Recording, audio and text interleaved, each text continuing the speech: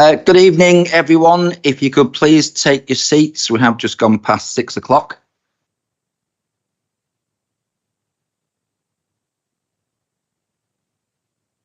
So, welcome to this meeting of the full council. I'll start with some domestic arrangements for the meeting as usual.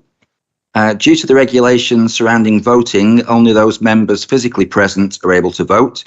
However, if members dialing in via Teams, I think there are some, just looking at the screen there, who would like to contribute to the debate, please use the raise hand function on your iPad. If you use one of the communal microphones, please use the cleaning materials provided after you've used it. Mobile devices, please ensure that all electronic equipment is either on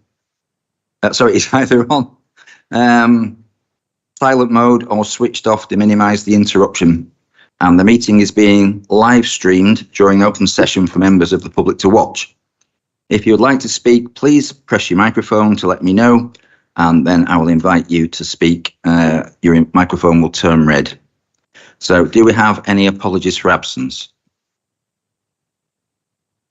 Yes, Mr. Mayor, we have apologies from councillors Alty, Rainsbury, Thirlbourne, Yates, Bell, Higgins. Councillor Green has indicated he will be late, who I can see is attending remotely, and Councillor Hancock. Okay, thank you. Are there any other apologies? No, covered them all. In which case, do we have any declarations of interest? And I will start by making a declaration under items 13 and I think it's 20 as a member of the County Council, but with a non-pecuniary interest.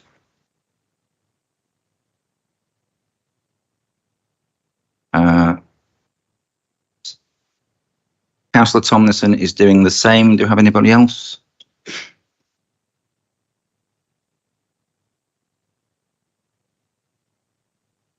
Again, from Councillor Green, who's running late, he's indicated an interest in the same item.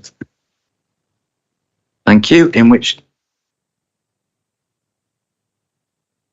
Councillor Waldridge. Thank you, Mr. Mayor. I'd like to declare an interest on item 12, please. It's a sensitive issue. Thank you. Okay, thank you.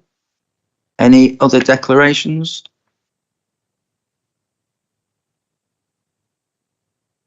No, in which case, if we can move to the minutes of the last meeting, would the leader like to propose? Do we have a seconder? Can we all agree those as a true and correct record? Yes, in which case, thank you.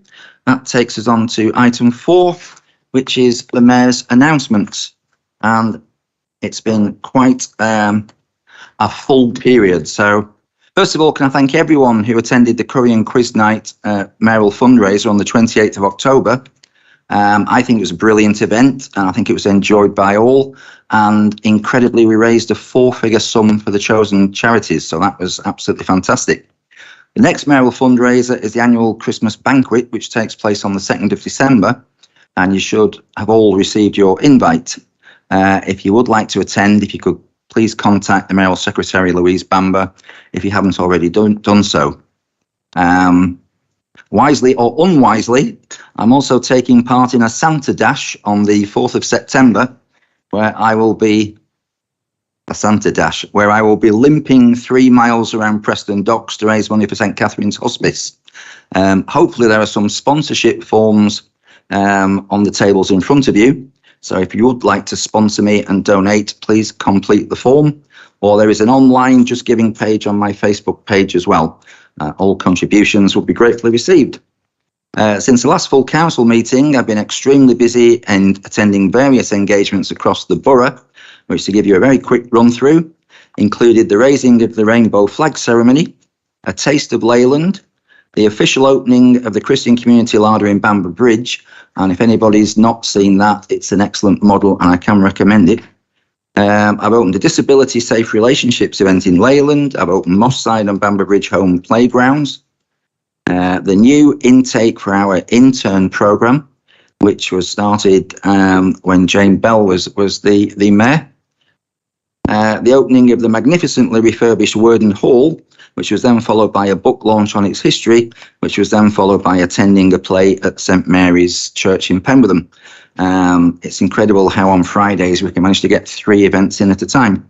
I then went to the 7th birthday celebrations and allotment opening at the Stanley Grange Community Association in Samlesbury. Attended the St Catherine's annual general meeting, the University of the Third Age, the South Ribble Borough Council Sports Award evening, the Lancashire Best Kept Village Awards ceremony. I did an opening of a welcome feature in Penwitham. Attended the South Ribble in Bloom Awards. Attended a fair trade fair in Longton. Again, this was a Friday, followed by a book launch in Penwitham, followed by a Diwali celebration at Houghton Village Hall. The day after, I had the pleasure of lighting the bonfire in Wordon Park and counting down to the fireworks display in front of an empty field because somebody announced that there was a better view in the field next to us. I then attended a buffet to close the swim weekend at Leyland Barracudas. Did the 2 Remembrance Sunday parades in Leyland and Lostock Hall. Had a fascinating question and answer session with the 6 Penwitham Beavers. Did the Bolshaws Award Night in Leyland. Attended the Mayor of Ribble's charity ball. And finally, I've done an interview for Radio Leyland.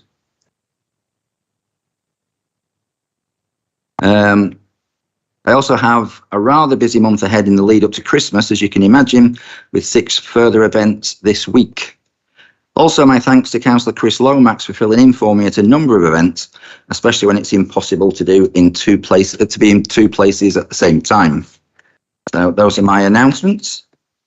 And that then takes us on to item 5, which is the Cabinet report. And if I could call on the leader, Councillor Paul Foster, to present.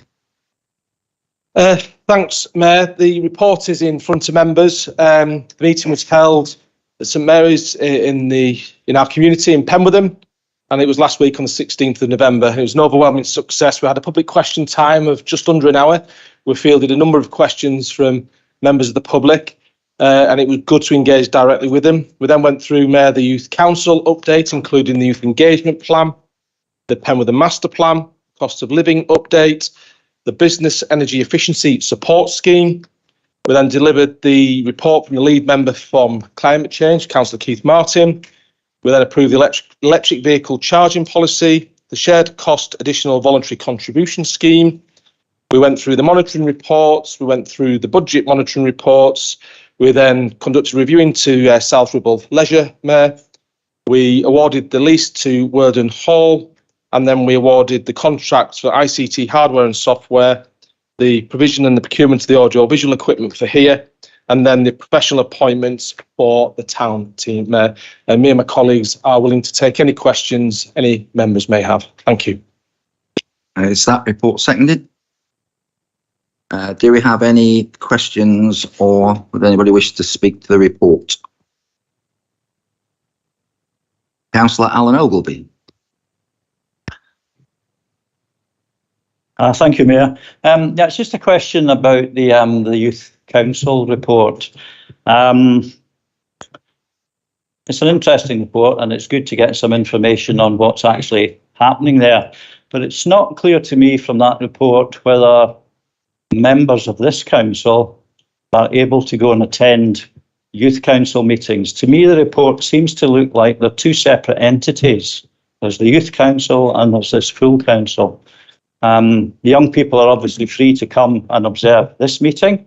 I just want to check whether that works in the opposite direction, because although you've given us a listing of the topics that they've discussed, without actually being present and listening to the debate, both sides of the discussion amongst the youth, you don't really get a flavour of what the youth are actually about.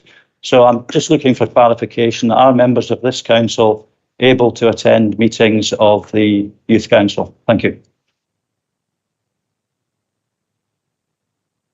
Would anybody wish to respond? Youth Council. So the Youth Council isn't formed with any kind of governance like this. They're not democratically elected onto the council.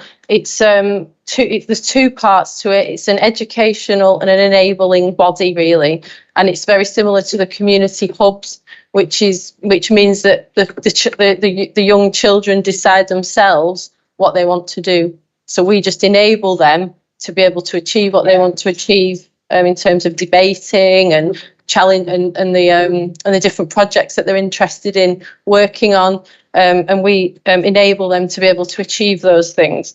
They've decided that this time that the cost of living crisis is their priority, and we will not necessarily be using them as a consultation body.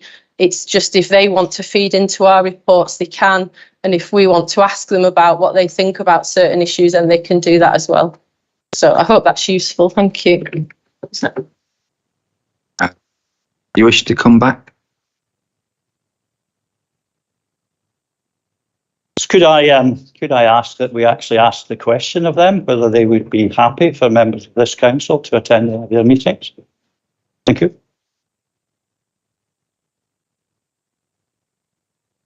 We'll speak to the Councillor Belinsky-Geldge, will speak to the Youth Council and the Mayor, and any members of this council that wish to sit in and observe are more than welcome to, of course, yeah. Thank you. Councillor Phil Smith. Yeah, thank you, Mr. Mayor. I would just like to ask a question on number 31, which is the approval of the contract award for procurement. I'm not going to go into any detail of the procurement. I think it was in a closed session, but I was at the cabinet meeting. Unfortunately, I couldn't wait till the end. We know we've had some problems with this particular system recently. I mean, previously it'd been working really, really well. We've had some problems recently, and you know, if we need to buy some new equipment, I think we will fully support it in that way, because it's only fair for the people that turn up to these meetings, the members that turn up to these meetings, can actually hear what's going on, and we haven't been able to do that for a long, long while. I was sat at the back of a meeting with the Mayor. It was Councillor Howarth at the time, because he wasn't acting in his capacity as the Mayor, and I could see he was having difficulty as well listening to it. As it happens, last night we attended a meeting in this very room again, and there's quite a lot of people here, and we could actually, it was as clear as anything. We could hear everything that was going on. I just wonder whether it's a training issue with regard to the fiddling with the machine itself. But last night it was absolutely fine. It's fine today. Sometimes it's not. But I know now, having questioned it a few times, they can actually turn up individual speakers, microphones to balance it. I just wonder whether it's been sound checked properly before the meeting. So, thank you. Mayor, thanks, Councillor Smith. The problems are quite profound with the equipment, if we're being honest, and every member will have experienced the challenges that we've had, particularly post-COVID. This equipment that we have now isn't fit for purpose. It's not designed to be mobile and moved all the time. So every time it's been dismantled and remantled, if that's the right word, it's causing us problems. It's not the best for our community who are watching in as well, because they're suffering terribly, and you'll have all experienced this as well with the sound quality online, particularly on YouTube. The factors that we've got, Councillor Smith, is it's not always recording votes. You can see up there as soon as it's warm, though that's not how it's supposed to be, you know, and that's how it's trying to keep the system cool. So ultimately, it's not a decision we took lightly. It's public money, but for a number of reasons, particularly that we need to ensure democracy is permitted to happen and appropriately. You've noticed yourself, if you look back on YouTube, we all didn't have heads at the last council meeting for the first 30 seconds of any time I was speaking, and it's just not appropriate. So this equipment can be used in different circumstances, possibly in some more of the committee rooms or in the smaller meetings, but the upgrades are required, and Auditel haven't been particularly strong in their support of us over the last 12 months, I think it's fair to say as well. So we've made the decision. It was budgeted for, Councillor Smith, so we're getting on, and hopefully you'll all see a significant improvement in the next couple of months for not just our experience, but the experience of our residents as well. Thank you. You okay with that, Councillor Smith? I was happy with that answer. I'm sure I am, Mr. Mayor. I mean, we all know we've had a problem with it. The only pardon. We all know we've had a bit of a problem. Sometimes it works really, really well, and I'm just wondering whether it was when we connected it to YouTube that affects the whole system. But I accept the explanation, and I'm sure they've looked at it in great detail, and hopefully we're not wasting council taxpayers' money. Thank you. Thank you. Councillor Damien Bretherton. Yeah, thank you, Chair. It was just a query, I'd like some clarification, really. Where it says Worden Hall heads of terms, there was a comment from the monitoring officer, and it says the council is under a duty to get best consideration, section 123 of the Local Government Act. I'm just wondering, does that apply to the other units at the Worden Hall? For example, if we were giving discounted rents to cooperatives, is that best consideration in terms of maximum value we can get for each unit? Councillor Foster. There'd be two answers here, a legal one that you won't understand, Councillor Bretherton, and my answer that you won't understand either, probably. But as far as it's not just, as we've said time and time again, value just isn't in the monetary form. Value is also the social value and what the investment provides for our community. And so that's why we go through that procurement process. And if you remember, the procurement process dictates how we mark and how we weight the different elements within the tender. And the one that you're on about, the cooperative being awarded the Worden Hall unit, that was all transparent and open, and the officers weighted the results accordingly, and it still came out as the joint top mark, if you remember. So as far as we're concerned, we don't mind saying it time and time again, value isn't just the monetary value, it's the value to our community as well.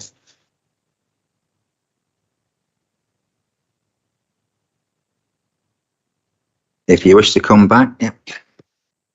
So just for clarification, best consideration can refer to social value rather than monetary from a legal point of view. I can bring in the monitoring officer. Yeah, thank you. Just to confirm, consideration is the exchange of goods, services, money in exchange for the provision of the lease in this instance. So it can be money, but it can be other factors as well. Do we have any other questions or comments on the Cabinet report? In which case, that takes us to item 6, which is urgent decisions. And I'm pleased to inform Council there haven't been any. So that takes us to item 7, Scrutiny Committee report. And if I could ask the Chair of the Scrutiny Committee, Councillor Angela Turner, to present the report. Thank you, Mr. Mayor. I'm standing up to move the minutes of the Scrutiny Committee. The report is as set out, and I'm happy to take any questions or queries on the report. Thank you. Councillor Green is waving at me. Is that to second the report? Yeah, happy to second the report, Mr. Mayor.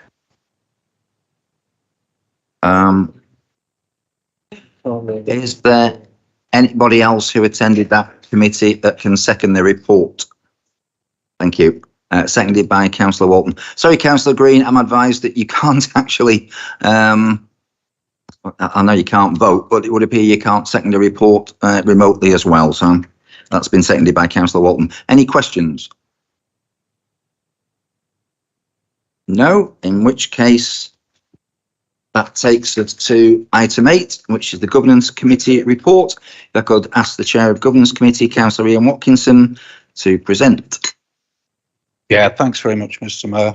The report's laid out in front of you from the meeting on 27th of September. We had an audit progress report sector update. External auditors have promised us that, well, they're expecting to meet the deadline of 30th of November, but we shall see at next week's governance. An internal audit interim report was presented as at 31st of August 2022. There was one limited rating around utilities management. And well, we were assured as part at the meeting that we were interviewing to recruit a management post, which hopefully would address that issue. And we also heard an internal audit plan report as well. So with that, thanks very much. Is that seconded?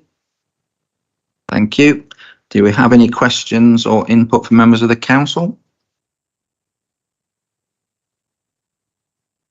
No, in which case, if we can accept that report and move on to item 9, which is the report of the Standards Committee. If I could ask the Chair of the Standards Committee, Councillor Carol Wooldridge, to present. Thank you, Mr. Mayor. Excuse me while I just find my way out of this chair. Got me as a prisoner. I'm pleased to present this report to the Standards Committee. I'm actually reporting on 2 minutes of the committee tonight, which includes the intensive work which has been done on the Code of Conduct Working Group. I feel I'm doing this a bit backwards actually, because I'm presenting this report and then there's a lot of information gone into item 11, which is about the Code of Conduct. So I can either deal with the Code of Conduct now, or I can just present the report as what happens at the meeting, Mr. Mayor. We do have an agenda item coming up later, so if we perhaps wait for that until then. Okay, thank you. So the working group met on a number of occasions. I'd like to thank the members of the working group, Councillor Moore, Councillor Turner, our 2 independent persons, Mr. Haley and Mr. Parsonage, and our officers for their contributions and hard work. We met on a number of occasions and then we reported back to the Standards Committee. So we had a meeting on the 15th of September, which was a review of the members' code of conduct. From that meeting, we resolved that the code of conduct is detailed in Appendix A to the report, the recommended to the council, and that a revised investigation and hearing procedure be considered at a future meeting. We held the next meeting on the 2nd of November. The first item was to appoint an independent person. Mr. Parsonage has resigned after a number of years working for the council, and we had to decide whether or not we needed to appoint somebody else. It was agreed after we'd been talked through the process that it was better for us to have 2 independent persons. So we agreed that a second independent person be appointed and that accordingly recruitment processes be commenced. The committee also resolved that the investigations and hearings procedure, which is in Appendix A, be recommended to the council for approval. Thank you, Mr. Mayor. Thank you. Is that seconded? Thank you. Do we have any questions or would anybody like to speak to the report? In which case that takes us to item 10. That is the Corporate Strategy Refresh 2022-23. This item is for decision. Could I ask the leader to present the report? Thanks, Mayor. With your indulgence, I'm just going to remind members of a couple of important paragraphs within the government report. And first of all, may I thank Vicky and the team for the work that they've done yet again in respect to the corporate strategy. It's the key document that we're all working to. Within the summary, members will see that the corporate strategy is the key strategic document, Mayor, setting out the council's vision and priorities. A full refresh, members will recall, was undertaken in October 2020 to ensure that the strategy remained fit for purpose and reflected the challenges and opportunities resulting from the pandemic. In line with the annual corporate planning cycle, we've therefore reviewed the strategy and completed and assessed the overall progress to ensure that the strategy does remain relevant. I'd then point members, please, to Appendix 6 of the report where the new strategy is published. Mr. Mayor, over the past 12 months, the council has delivered significant impact and outcomes for South Ribble and our residents, promoting a positive recovery from the pandemic and setting the borough up for the future. The corporate strategy projects have included the reopening of Worden Hall, the Music in the Park event, insourcing of critical services and furthering plans for massive investment in our town and local centres. The community hub model is flourishing and local partners have been supported with grants and assistance, Mayor, reflecting our collaborative ethos. Commitment to tackling climate change remains critical, particularly with the recent approval of the biodiversity strategy and the decarbonisation that is just commencing to our assets. Governance and financial management is now stronger and more robust, confirmed, Mayor, by the positive feedback to our recent peer review. Global disruption continues to present major challenges for communities and partners. However, South Ribble Borough Council remains firmly committed to doing even more for our residents and to build on the work we've achieved to date. Through the refreshed corporate strategy, Mayor, residents will benefit from greater engagement and collaboration with the council through the local hubs. More affordable and fit-for-purpose housing will also be delivered. Community and leisure facilities across the borough will be enhanced to encourage health and well-being, and there will be more events and activities for our families. And economic growth will be promoted through initiative support, investments and skills within our local communities. The approved vision and 4 corporate priorities have been retained to demonstrate a commitment to the values and principles under which this administration was elected. We are an exemplary council. We want our communities to thrive. We want a fair local economy that works for everyone. And we want good homes, green spaces and well places. And I commend this corporate strategy to the council. Thank you. Is that seconded? Right, this is an item for decision and it's now open to debate. So does anybody wish to comment?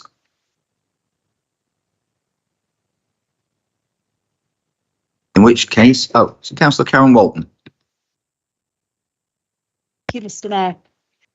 So as we see, there's not much change from the original corporate plan with about 5 updates. We agree with many of the items in the corporate plan, but as you can assume, as a Conservative group, we will probably move in a different direction and have a different vision for this council. So we voted for the original corporate strategy, and we may not support all of the items in the strategy or how they are brought to this council, but we will be supporting it tonight. The only thing I can bring to your attention is about the telephone communications in this council, which we have a lot of complaints from residents, and I know that you're working hard to improve the length of time call waiting and abandoned calls. So could we please focus on that as soon as possible? Thank you.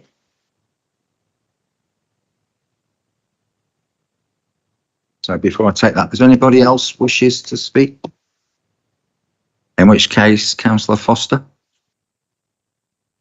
Yeah, thanks, Mayor. I can assure Council that the absolute focus of the administration is on the telecommunications. And to be fair, please pass on complaints you receive in Councillor Walton, because to be fair, we're not receiving many complaints directly, either via email or via the residents when they do communicate with us, or on the door, to be fair. So please do pass on, please, and we've been sincere with this, pass on the complaints and we'll deal with them personally. The reason there's not much change, Council, is because things are going well and we're moving in the right direction, and we're constantly evolving with the events, whether it be the economic, whether it be the pandemic. So we tweak it as we see fit, but we're always got our eye on the ball. And you say you have a different vision, Councillor Walton, and direction you wish to go, and I'm really looking forward to understanding what that is in the coming months, because I promise you we can't go back to how it was when you left it that way. Thank you, Mayor. Do I take it that was summing up? Thank you. If nobody else wishes to speak, then this is an item for decision. The indication is that there is nobody against, in which case, if we can take that as approved. Unanimously. Yes, thank you. That then takes us to item 11, which is the review of the Council's Code of Conduct. And again, if I could invite Councillor Foster to present. Thanks, Mayor, and if I may indulge me, welcome the Deputy Chief Executive, was at the same function as me, but couldn't quite make the train on time, but never mind. Military training for you, Chris, hey? The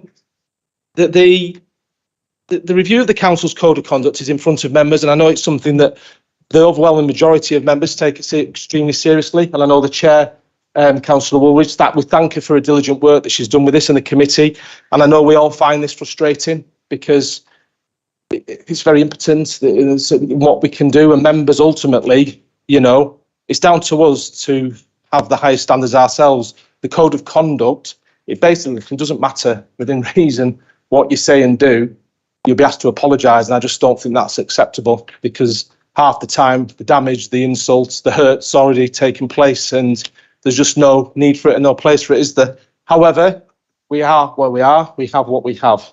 We need I think hope all members would agree with me. We need government legislation to take us back to give stronger powers to the monitoring officer and to us as councillors to deal with any inappropriate behaviour. As I say, it's down to individuals. It's down to political groups to control their own as well if they do step out of line. It's good to see. There's been one or two, Mayor, incidents over the last 3 or 4 years, but not many at all. And the conduct is becoming better throughout public life, I feel, as well, locally, which is good to see and to be endorsed. With your indulgence, I have nothing more to say, and this is presented to council, and I don't know if the chair, through you, wishes to say anything further. Thank you. Councillor Carol Wooldridge, would you like to second? Is that formally without speaking? I can speak on it if you so wish. It's your choice. Well, perhaps just a bit of guidance about where we came from and where we came to our decisions. The reason that we did this new code of conduct was actually a decision that we made at council this time last year, and it was based on the Local Government Association on their new model code of conduct, but we did change it slightly because we felt it needed to be more pertinent to our council and in South Ribblespeak. Perhaps one of the biggest changes that we've made to it is if you do look at Appendix A, if I can just guide you there, which starts at page 57, we've actually put this into the first person. So instead of being a councillor should, we are saying I will respect. So you are taking the responsibility on yourself for your conduct. We've also brought the 7 principles of public life, the Nolan principles, towards the beginning of the new code of conduct. We felt that it needed to be near the front where people could see it right away instead of them having to look for it somewhere in the depths. Apart from that, I think it's quite self-explanatory. We also did a new investigations and hearing procedure. There were a few things there that, thank you, Councillor Ogilvie, for coming to our meeting where we went through that, because he, with new eyes, brought up some quite significant amendments that we needed to make. I'm happy to take any questions that I could talk about this for hours. It's taken hours to do it, so but I'd once again like to thank everybody that's been involved in it. Thank you, Mr. Mayor. Okay, thank you. This is an item for decision, so it is now open to debate. Would anybody wish to speak to the item? Councillor Karen Walton. Thank you, Mr. Mayor. So we welcome the review of the code of conduct, which clarifies and strengthens the code for us members. And we personally thank the members of the code of conduct working group who worked so hard to bring this to council tonight. And it is our hope that any members who are investigated, they accept the findings of the Standing Committee and agree to do what the recommendations say. Thank you. Thank you. Councillor Phil Smith. Thank you, Mr. Mayor.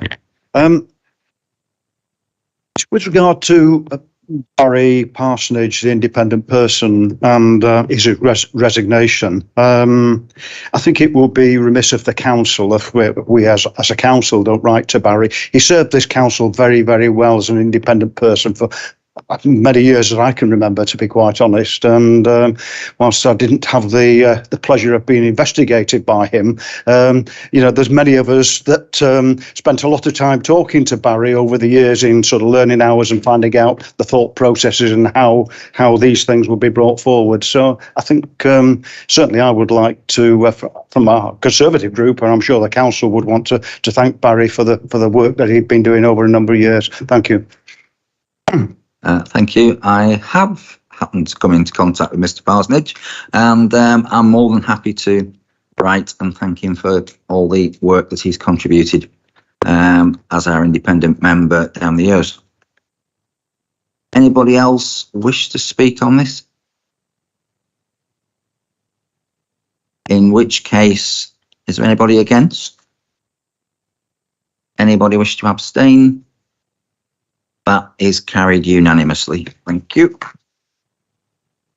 Which takes us on to item 12, the social prescribing service. And if I could ask the Deputy Leader and Cabinet Member Health and Wellbeing, Councillor Mick Titherington, to present.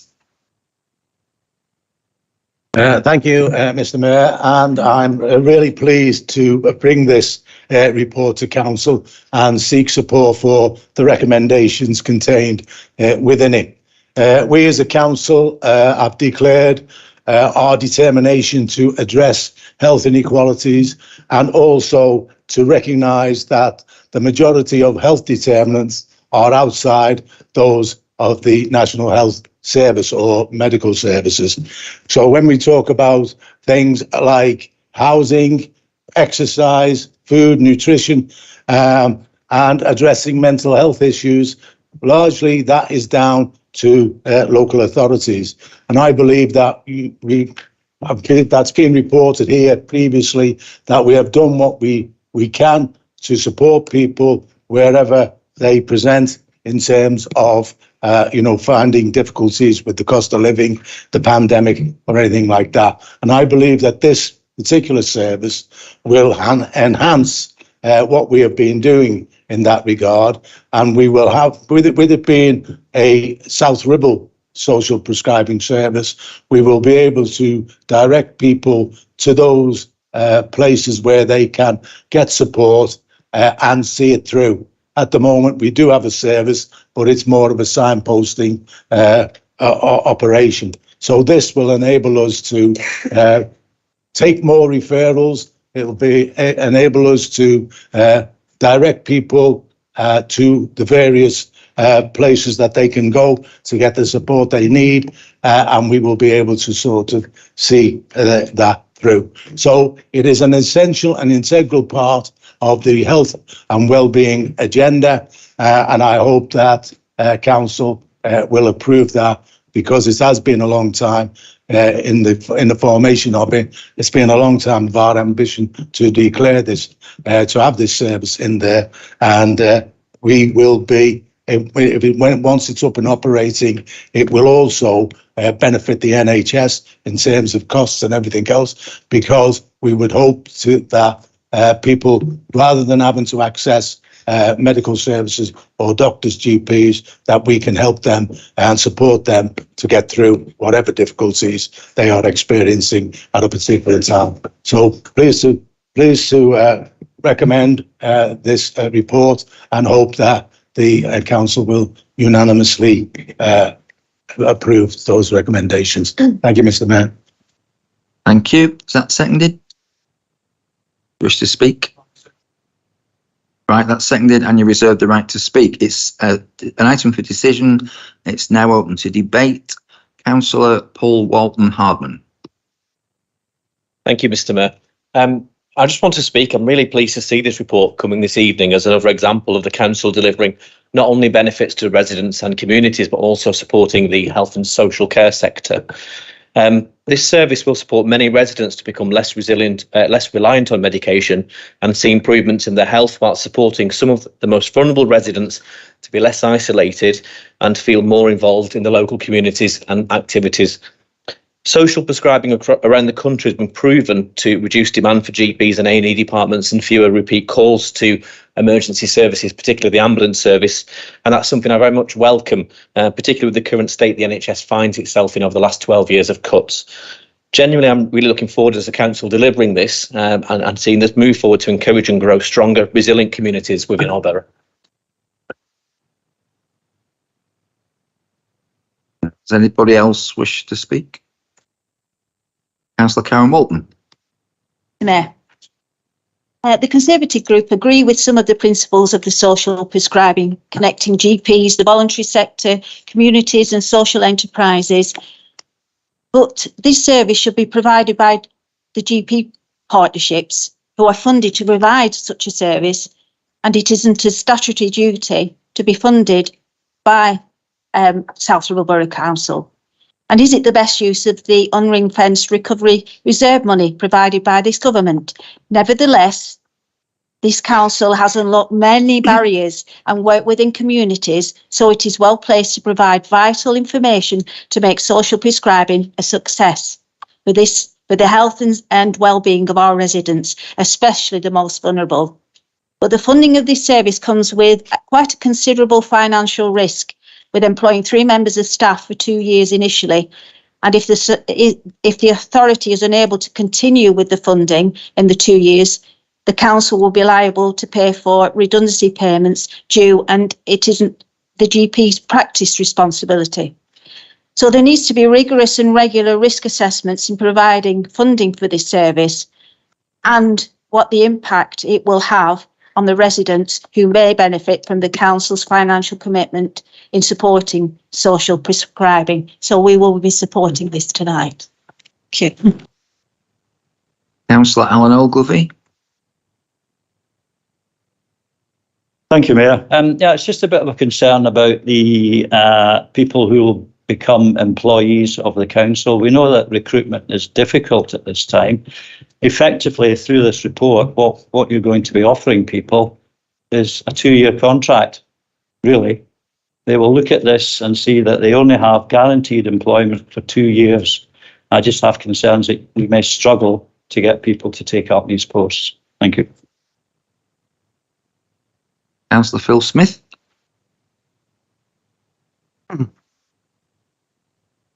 Thank you, Mr. Mayor. Community referral is not alien to us. We understand what it is because we've been doing it for many, many years in this council in a different sort of way. If I go back to the work we were doing on leisure with Serco actually trained up some of their staff so doctors could actually refer their patients to the leisure centres, along with what was a prescription for a 6-month health visit on so people with heart problems and various things like that. So that actually worked very, very well. And the other things, of course, we've been doing for many years through the neighbourhood forums. I mean, we've had all sorts of things going on there with regard to dementia action, dementia-friendly situations, which I think can probably come under, I mean, Councillor Titherington will confirm that, I think that probably comes under that same heading. And also the various coffee mornings and things we've been holding in churches for vulnerable people as well. So, and that, I think that's worked its way across the borough in lots of ways. So, yeah, I think we obviously will be supporting that. But, things have been going on in probably in a less informal way, a more informal way rather than what is coming down this particular paper. Thank you, Mr. Mayor. Councillor Foster, do you wish to come back at this point? Before Councillor Titherington sums up, yeah, and I'm not going to answer the individual questions that Councillor Titherington will probably address, but I just think council do need to understand where this has come from and the chronic issues facing our community. And when you've got the NHS and social care system on its knees, just because it's not our statutory duty, Mayor, doesn't mean that we don't intervene, because we're here to represent our communities and they need us more than ever. And if you look at the data, because I love data and evidence, if you look at the data and the evidence from the South Ribble and Chorley partnership, Chorley, our colleagues in Chorley, have been running the social prescribing service for a number of years. And the interventions and support the community in Chorley got far, far quicker than the community in South Ribble got was palpable. It was palpable. And it's chronic, Mayor. The number of people in desperate need of support is chronic. So I'm pleased personally that the Conservative group are supporting this because it's needed. But please, we must get away from this. It's not our statutory duty, so why are we bothering? It's exactly because it's not our statutory duty and our community needs us that we should be bothering, Mayor. So I wholeheartedly commend Councillor Titherington and his team for bringing this forward. Thank you. Nobody appears to be indicating that they wish to speak, in which case I'll call on Councillor Titherington to summate. Thank you, Mayor, and thank you for the contributions. I mean, first of all, if I can address some of the things that have been said. First of all, I believe that the investment into the social prescribing service is the right thing to do. And as Councillor Foster has pointed out, if you look at the success of the service in Chorley, you will see that there has been a dramatic reduction in the number of people who have been dealt with in terms of who've presented themselves of having mental health challenges. And I think that the 240 odd thousand that we will be investing will be the right, because it's the money that we will invest and accrue the benefit of by improving the health and well-being of our residents. Councillor Ogilvie, recruitment. I mean, I attended a round the table meeting the other day, breakfast meeting with businesses around there, and recruitment is a major problem. And I don't, disguise that at all. And some of the points that you raised in terms of it being a short-term contract in terms of 2 years, is that will present problems in getting a recruitment, the appropriate staff to fulfill the positions. But that should not be a detriment to what we are seeking to achieve with the service. And I take on board what Councillor Phil Smith said. Yeah, there are a number of things going on and have been going on. I think during the pandemic, there was a number of champions,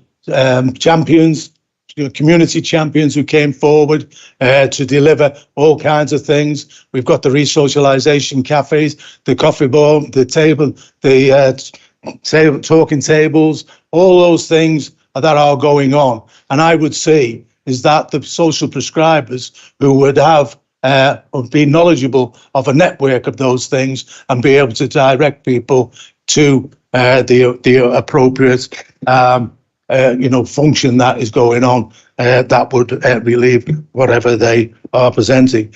And I also remember that the direct referral, and it is something that I think we should pursue. I mean, and we are able to be relieved to know that we are pursuing. I mean, because we have got to work in conjunction with the medical services, because I mean, let's be honest. I mean, if members of the public are trying to get an appointment with the doctor, it's almost like getting an audience with the Pope, because you've got to sort of, you've got to ring up at 8 o'clock. You're in a queue of 44, and then when you get through there, they'll offer you an appointment in 3 or 4 weeks' time, or whenever it is.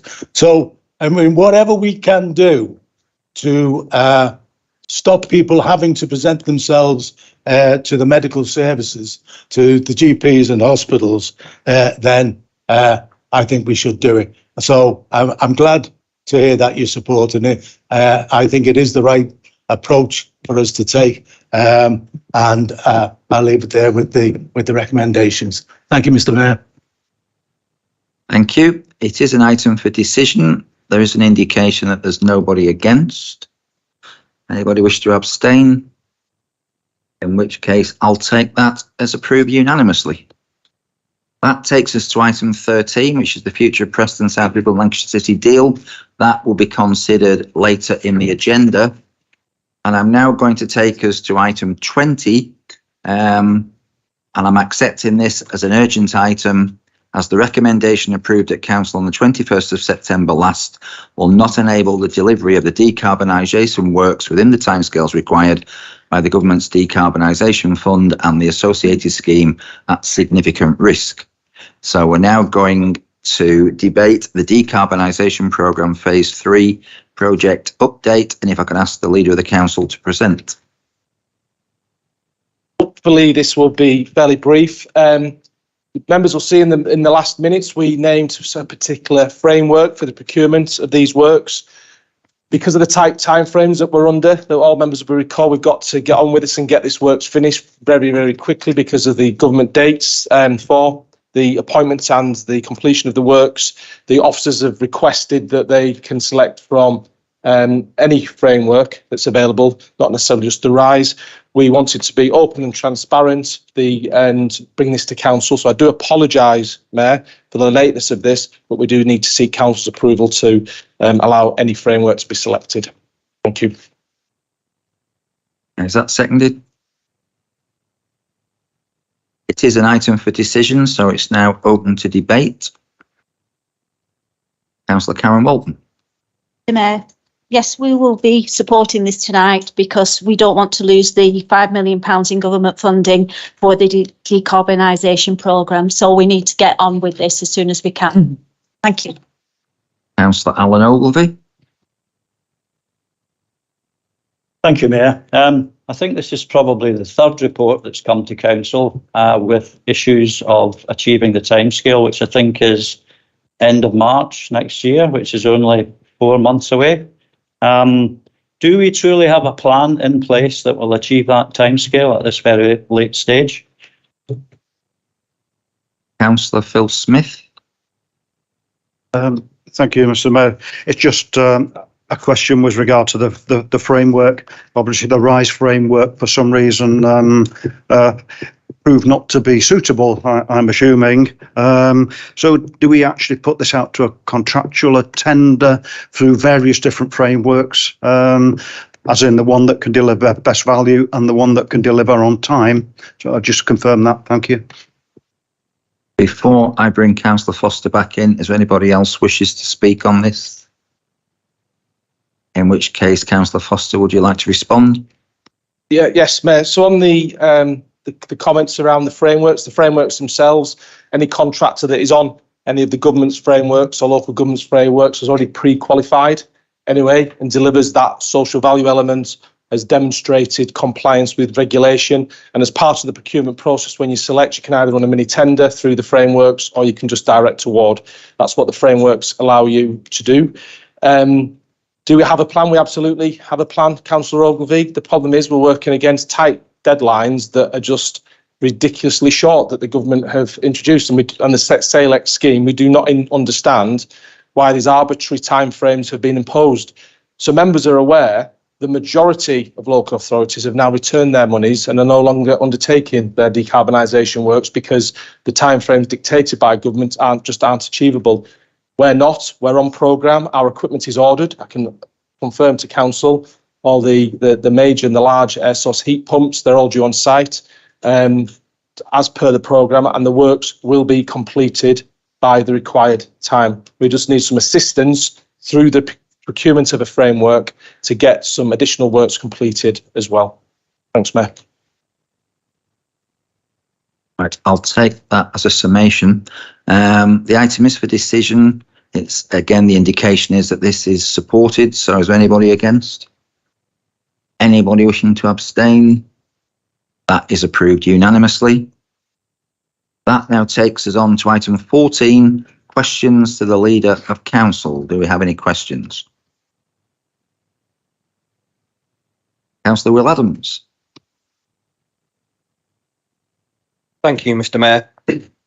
Only a few weeks ago, the Scrutiny Committee scrutinised Lancashire Fire and Rescue and the proposed changes from Day Crew Plus to Flexi Day crewing at Pemberton Fire Station. This basically means increasing the response times at night, as the firefighters will be at home rather than actually in the fire station. As I now understand, the proposed changes are moving to the next phase for review. While our MP is MIA, apart from a photo op, I want to ask you as Leader of this Council to raise the very serious concerns which have been raised by our Scrutiny Committee, the firefighters and our residents. The data used for this consultation does not take into account the important strategic role Pemberton Fire Station plays in ensuring our residents are safe in an emergency. We understand the difficult economic decisions lie ahead for our public services, But when firefighters and residents are telling us this will negatively impact the safety of our residents, we should not just listen. We should act, and I ask you, as leader of this council, to raise these concerns directly with the Chief Fire Officer and reverse this decision. Thank you. Councillor Foster, before you answer that, I didn't know this question was coming, so can I declare an interest as a member of the Combined Fire Authority? Wish to respond? I thank Councillor Adams for his question. I also thank my colleagues in Penwitham for the work that they've all done diligently together to try and prevent these changes, which are just unacceptable. They're unacceptable to our community. They're unacceptable to the firefighters. They're unacceptable to everybody. It's change for the sake of change, and it's change that's been done by somebody in a desk somewhere, no doubt down in London, that can just put a line through a few notes and it saves some money. Public safety is paramount. The fire service do a wonderful job under great and extreme pressure. I will do everything in my power, Councillor Adams, and I will attempt and I will meet the Chief Fire Officer within the next couple of weeks. Thank you. Councillor Michael Green. Thank you, Mr. Mayor. Can I just ask Councillor Foster, both of us have attended a Lancashire 2050 framework launch today, and South Ribble were well represented, with the leader being our Deputy Chief Executive being there, our Director for Change, Miss Willett, the two MPs for South Ribble, and 3 county councillors representing South Ribble. So it was quite a contingent from the South Ribble area.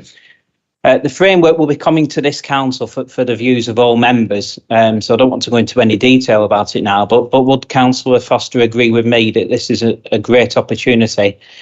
The 15 councils, the county council, the 2 unities and the 12 districts have all come together to set out a framework of how we can work together moving forward on a vision for delivering better services for the residents of Lancashire more broadly, but in our case specifically for the residents of South Ribble. It appears to be a good opportunity, and it's an acceptance that no one institution can do everything on their own, and it's only by working together that the sum of the individual parts can be much greater, and we can deliver those better outcomes. So I look forward to this coming forward, but would appreciate the views of Councillor Foster. And whilst I'm on my feet, it's 4 days early, but can I wish you, Mr. Mayor, and all councillors and officers of this authority a very happy Lancashire Day. You're more than welcome. I am actually supporting my Lancashire Rose this evening. Councillor Foster. Yeah, thanks, and thanks, Councillor Green. It was good to be down in Parliament in the Speaker's chamber with Councillor Green and not arguing. But the point for me, let's be fair. County Councillor Williamson deserves great credit. She took over from the previous leader at LCC, where, let's be honest, relationships with everybody in Lancashire were challenged at times, and particularly with the district councils and the 2 unitaries. Councillor Williamson and County Councillor Vincent, her deputy, have worked tirelessly along with County Councillor Ali from the Labour group and the Lib Dems, and pulled together and said, come on, we need to sort this out. Relationships with the county and the unitaries and the districts are now far, far better than they've been in a number of years.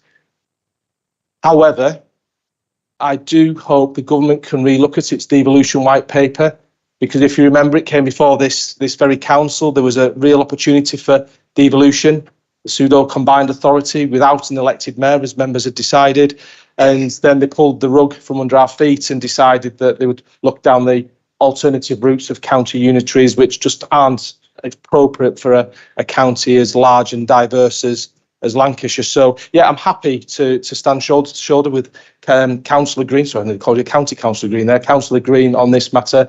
We have a plan for the future of Lancashire.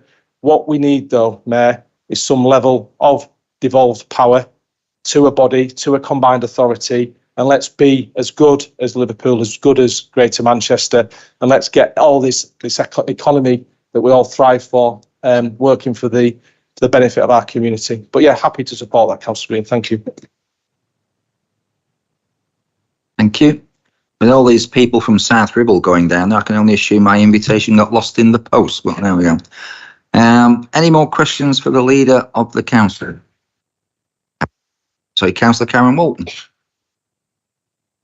So due to the recent developments within the senior leadership team, could the leader confirm the number of members of staff who have left this authority by mutual agreement and what cost to this authority it has been? Thanks, Councillor Walton. Given she knows the answer to that anyway and it's confidential, I will rewrite to her and all councillors with the information that can be shared. But as we all know, these are HR issues, these are employee issues, and they are confidential. But I will write to you all and let you know, reconfirm, because it has all been published, remember, as well. Any other questions for the leader? In which case, that takes us to questions to Cabinet members. Cabinet Member Health and Wellbeing, Councillor Mick Titherington.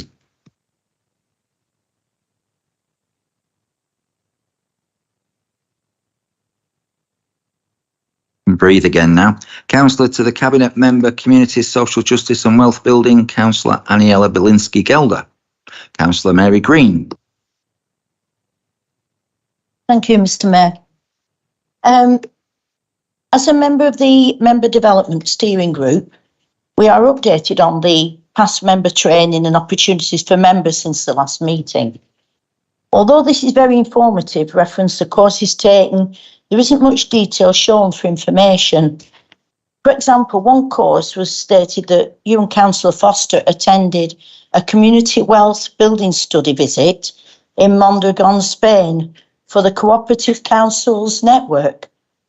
I have no knowledge of this, don't know anything about it, and wondered if you could enlighten me and the council about this course and how long was it for, what was its aim, what did you achieve, and how beneficial was it, or will it be for South Ribble? Just for completeness, thank you, just for information. Thank you very much.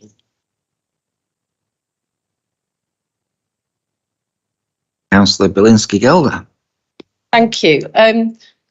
The member development doesn't come under me, but as I attended Mondragon, I'm prepared to answer it, even though if I'd been given advance notice, I might have been able to give you a little bit more information about what happened. As you said, it was the Cooperative Council Innovation Network that paid and organised a 2-day course there. It was quite heavy going. We visited lots of different co-ops as part of the cooperative corporation. And I think that it's probably better if I write to you with the details of what we, because I haven't been given enough time really to give detailed feedback. Thank you.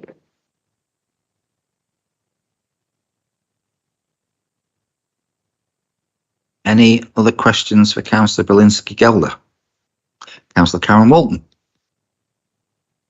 So does the council, the cabinet member, agree that it was right that 2 young people were denied the right to speak at a recent planning meeting concerning a planning issue in the area where they live, when this council is encouraging more youth involvement and 2 members of the youth council were allowed to speak at cabinet last week?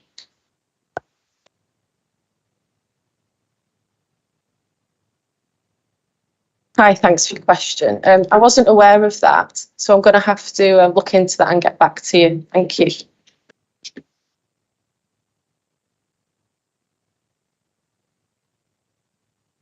Any other questions? No, in which case, questions to the Cabinet Member for Finance, Property and Assets, Councillor Matthew Tomlinson. Councillor Damien Bretherton. Thank you, Chair. I'd just like to ask a question because I know Councillor Thompson felt left out the last council meeting because he wasn't asked a question. So I thought I'd ask a question with regards to an update. I noticed the Mackenzie Arms site is due for completion before spring next year. At the onset of the project, when the figures came to cabinet, the original cost was £2 million, and the valuation gap at that time was £704,000. Could you give us an update on what the projected costs will be? And have you any update what the potential valuation gap will be as well? Because we've had a significant amount of inflationary costs, as we all appreciate. So the cost of £2 million has gone up to over 3 that we know about. Has it gone up any more? In terms of valuation gap, property values were lower in 2019. They have gone up somewhat.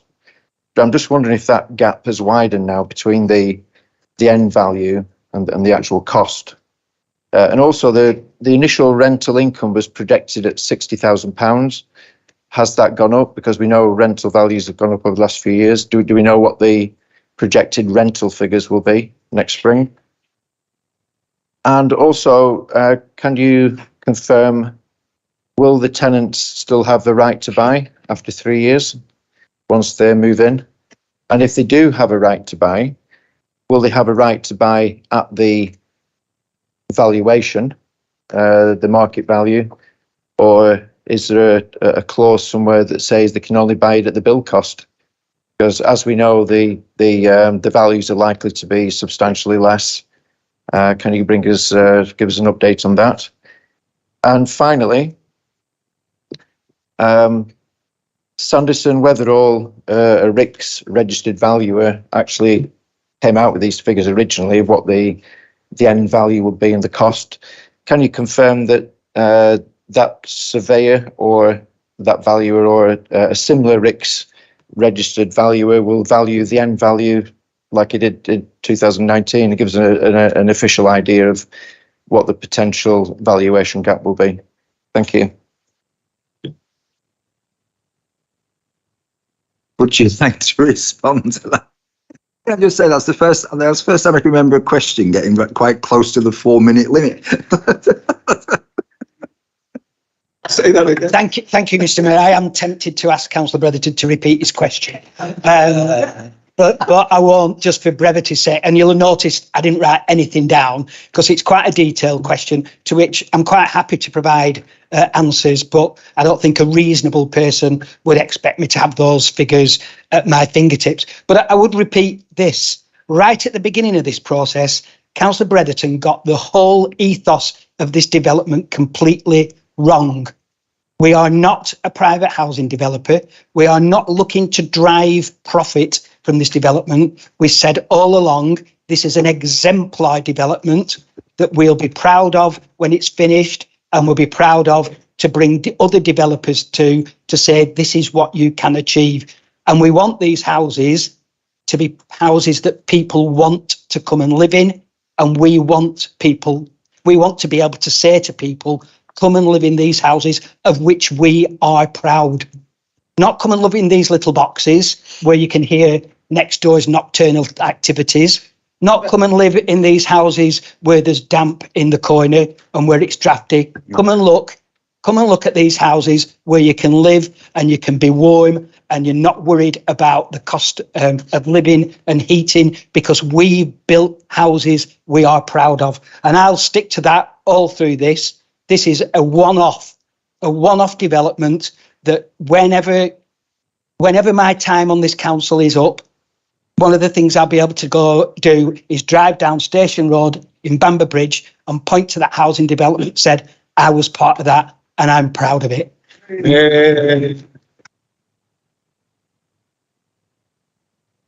Do you wish to come back? You've got 4 minutes. Yeah, thank you. I agree with you. There will be probably the best council houses in Lancashire. It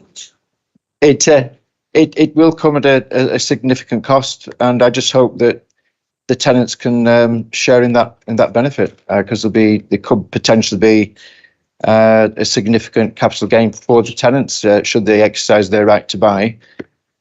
If they can exercise the right to buy. You didn't answer that question.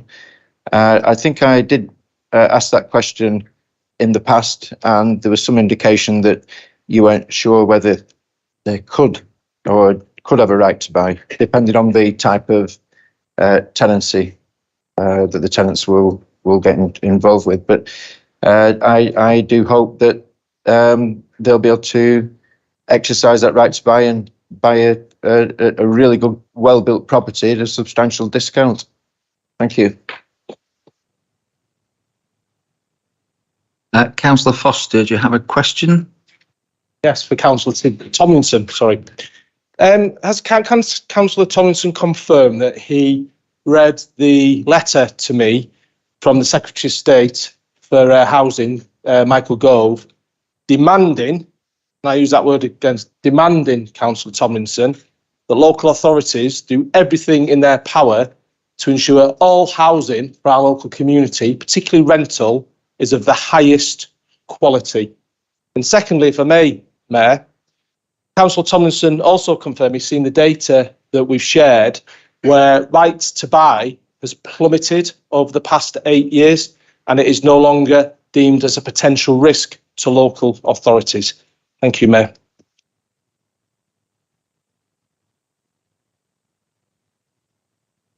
Councillor Foster knows that my reply to the first bit of the question is yes. Of course, I've seen the letter, and we've only heard today, haven't we, the fight within the Tory party over providing houses.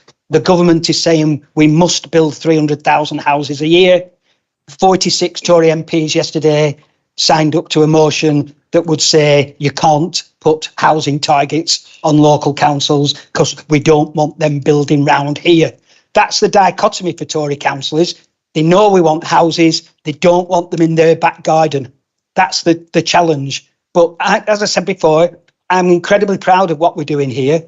I look to other local authorities next door, West Lancashire, one of the few local authorities to keep their housing stock through all the transfers. They've always had a housing stock.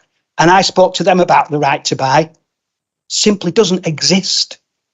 Well, it does. Of course, there are odd examples where people come forward and say, we've been renting this house for so long and we demand the right to buy it at a substantial discount. But the days of the Margaret Thatcher swamp tsunami, I knew it was something geographical, tsunami of people taking advantage of that has simply gone because the people that tend to be renting council houses can't get the deposit together, can't even raise the funds to even think about buying their own home. And so is it a risk? It is. Of course it is. And it'd be wrong to say it isn't. But the risk is so tiny that it is all but negligible. But obviously you want people to buy these houses, and you're entitled to your opinion. I'd prefer them to stay in the affordable rented sector.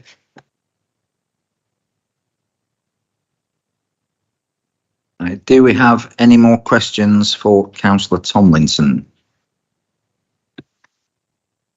In which case, we now move to questions for the Cabinet Member Planning, Business Support and Regeneration, Councillor James Flannery. Councillor Angela Turner. Thank you, Mr. Mayor. I've just realised, actually, it's just occurred to me, these microphones that we have fitted are probably designed for people who are sat at the desk. So if we can get an extension, I'll be able to hear, because I'm actually struggling to hear what our colleagues are saying over there because of the fan up there whirling around, and it's just obviously affecting this area. But anyway, if it helps, just a suggestion to the if it helps, I'll give you permission to sit down. Pardon? I said if it helps. Yeah. I will give you permission to sit down. Thank you, Mr. Mayor. That's often what I tell you at home. Right. Anyway. Could I just remind Councillor Turner that I am the mayor here and I do have the ability to eject you from the chamber. So carry on. You wouldn't dare do that. Okay. First, may I just thank the Cabinet Member and the Cabinet for progressing the Penwitham Master Plan to date, as we all want to see successful regeneration of the Penwitham district centres. So, with regard to the Penwitham Master Plan, can I ask the Cabinet Member what are his plans to deliver REBA Stage 3 and REBA Stage 4? when we consider that REBA Stage 2 division is completed. Who's going to do it? And when will the final design be achieved? And when will implementation take place? Thank you. If you wish to sit down as well, I'm more than happy with that. Thank you, Mr. Mayor. I will sit down. I always feel, as Councillor Turner said, you can hear a bit better and it conveys it better. So thanks for that. Yeah, thanks for your question, Councillor Turner. Right, so obviously, you know, Cabinet received the paper regarding the master plan last week, and there was a recommendation that the Cabinet would receive a further report looking at the next steps. Officers are currently discussing the next steps and looking at the options around procurement. I would anticipate that this report would come to Cabinet in early next year. Equally, the consideration of the delivery needs to be accounted for in forming the budget for future financial years, which will come from the Council as part of the annual budget set process. But in terms of your specific questions, who is going to do it? Well, the next phase will be done by our officers and professional consultants. The final design, I would expect, Councillor Turner, for that, we would aim for that to be the end of Q2 next year. And then in terms of implementation, I would say subject to planning, etc., and further design and further budget. And in terms of what we can get in terms of we've made some applications for further funding, either back end of Q4 or the first quarter of 2024 in terms of starting the work. So thanks for your question. And I would also like to say thanks for your notice in advance, because it enabled me to get some more specific detail on that. So thanks. Cheers. Wish to come back? It's okay. No, thank you. Thank you. Do we have any other questions for Councillor Flannery? We did have a written question from a member of the public. I think the answer has been circulated, but would you like to speak? If you could come forward to a microphone.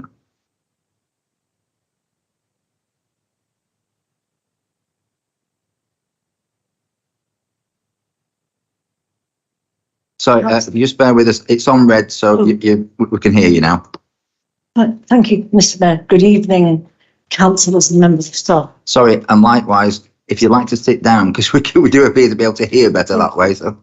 Yes, thank you for inviting me to speak. Good evening, Mr. Mayor, councillors and members of staff. My question really to the council was to consider enforcing bylaw enforcement of BAT surveys in permission in principle developments. So I have looked at your answer. I only received it this evening. I haven't had time to prepare my answer in detail, but it was two parts. The permission in principle, if I go through it briefly, the permission in principle was introduced by LUHC in 2017, revised in 2018. Now, in my area, in Longton, we've had a plethora of permission in principle planning applications. Now, permission in principle is in two parts. It's in the first part, whether the site is appropriate for permission in principle, and the second part is technical details. Now, technical details do not include ecological surveys, especially for bats. So the answer I've looked at so far, it doesn't actually address the question of bat surveys in detail. Now, I have included a trigger, if you like, in my letter to the council. I've included a development and planning trigger list for bat surveys. Would I have time to go through that? Or so it was really agricultural buildings with weatherboarding and or hanging tiles that are within 200 metres of a watercourse or woodland, pre-1960 and pre-1914 buildings within 400 metres of a watercourse or woodland, pre-1914 buildings with gable ends or slate roofs regardless of location, Dutch barns or livestock buildings. In addition, if bat species are known to be present in the immediate and wider locality, and in the case of nearby fell trees, We're probably foraging sites in roosting areas for bats. The nature of any nearby property may provide access opportunities being available for bats, roof space with the surrounding trees, providing foraging or roosting, and also rural and semi-rural locations are located in and amidst habitat that can be considered favourable for bat commuting and foraging activities. So I'm just ready to conclude. In my view, if a permission in principle, if this permission in principle planning application is allowed to continue, I just feel that we are going to lose some of our bats. And I also, and without prejudice, I'd like to say that I think that the council may be in breach of the Wildlife and Countryside Act of 1981 as amended, and also would not be meeting legal obligations under the Conservation of Habitats and Species Amendment EU Exit Regulations 2019 or local planning policy. So I suppose I wonder whether my trigger list for bats could be included in the planning policy. That's in the planning policy of the council. Thank you. Councillor Flannery, would you like to respond to that? Thank you, Mr. Mayor. Thank you, Mr. Swaxton. Thanks for coming tonight and expressing obviously your passion for your questions, which obviously people can see here.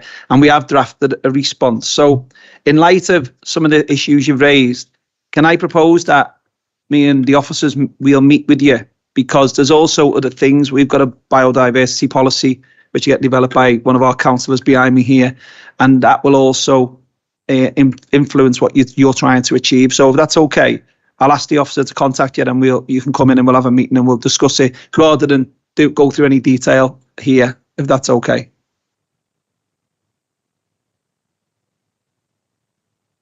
Sorry, I've no objection at all to planning applications that come with ecological surveys at all. That is the correct way to do it, legal way to do it. But it's permission in principle. I'm afraid it's become a little vexatious in my area. So thank you, Mr. Mayor. Thank you. So would you like to accept that invitation? I would. Thank you very much. Right. I'm sure we'll have somebody who contacts you.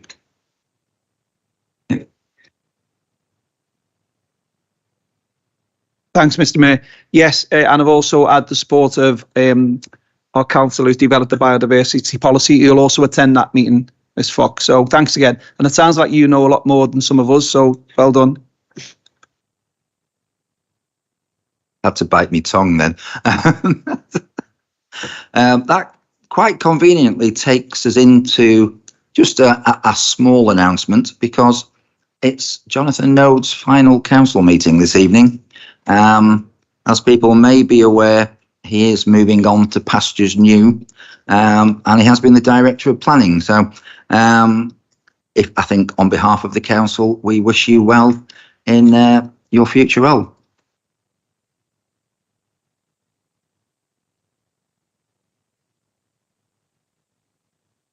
And now we're moving on to item 16, because we have a number of items coming up now which are quite sensitive.